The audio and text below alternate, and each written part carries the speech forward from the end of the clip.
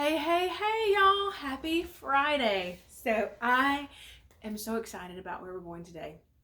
This is um, one of my favorite things that we dig into with this study of Psalm 1. And I'm excited that you're with me today. Just excited, in case you can't tell. So, we're going to the book of Acts, chapter 16. We were going here yesterday, but I had to go somewhere else first. So, Acts 16, and this, which you all are familiar with the story, in verse 16, so Acts 16:16, it's the story of the account. It's not a story. This is truth. This actually happened. This is the account of Paul and Silas imprisoned. And you know what happened. They were beaten, and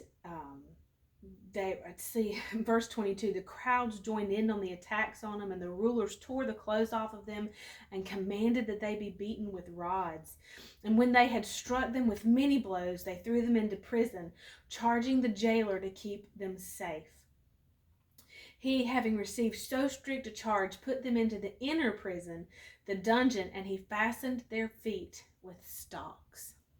So Paul and Silas were beaten because of spreading the good news of Jesus Christ and the new covenant and the freedom that Jesus purchased for us. That's what Paul and Silas were preaching.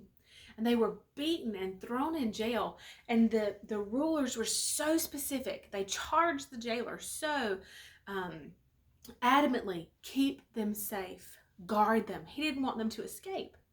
So he put them in the inner dungeon, and fastened their feet with stocks. Fastened their feet in stocks. So these men were beaten brutally. Do you really think that they could run away, that they could have gotten themselves anyway? But you look at the depths of security that they went through to be sure that Paul and Silas weren't going anywhere. But at verse 25, at midnight, Paul and Silas were praying in the inner prison. They were singing hymns of praises to God, and the other prisoners were listening to them. And you know that jailer was close by, right? And he had seen what happened to these men, and he knew how they were in prison, and he knew that their circumstance really wasn't the best. The jailer could hear them sing these hymns of praise to God. The other prisoners heard them singing these hymns of praise to God. And at midnight, suddenly, there was a great earthquake. Do you think that that's coincidence? So that the very foundations of the prison were shaken, and all at once the doors were opened, and everyone's shackles were unfastened. Okay, that an earthquake would open the doors and unfasten the shackles of the prisoners. I don't think that that's how earthquakes work, to unfasten the very shackles of the prisoners. There was something supernatural going on in that jail that night when the children of God, Paul and Silas, began to praise. Oh, we could go for another week on that. And when the jailer, startled out of his sleep, saw that the prison doors were open, he drew his sword, and he was on the point of killing himself because he just knew that the prisoners had escaped. And but Paul shouted, "Do not harm yourself. We are all here."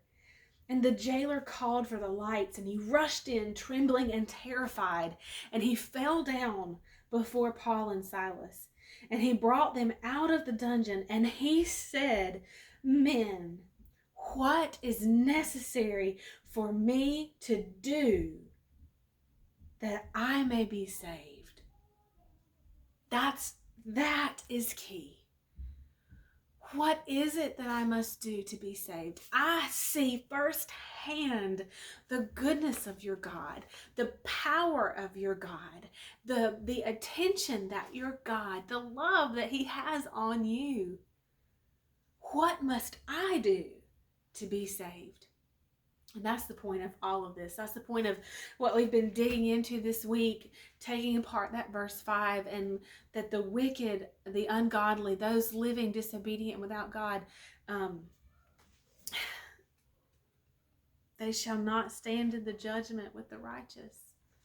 So what do I do to be made righteous? What do I do to be saved? And do you know what Paul told the jailer? Let's read.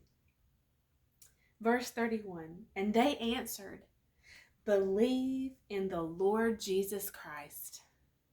I love the Amplified translation of this.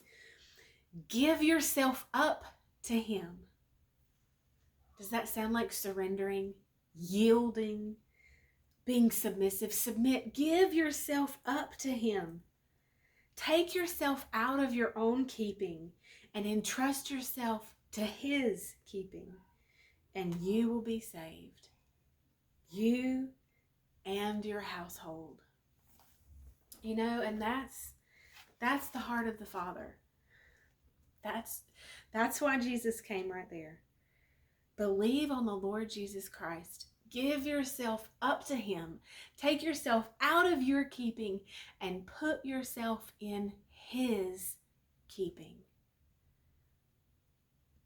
For he is watchful over you, and he is careful over you. This goes for you and your household. What a beautiful, powerful word to end on for this week. I'll plan to see you all tomorrow at our live, and hope you have a very good Friday. Oh, it's just, that's joy, y'all. Give yourself up to Jesus. Oh, I'll see you later. Bye.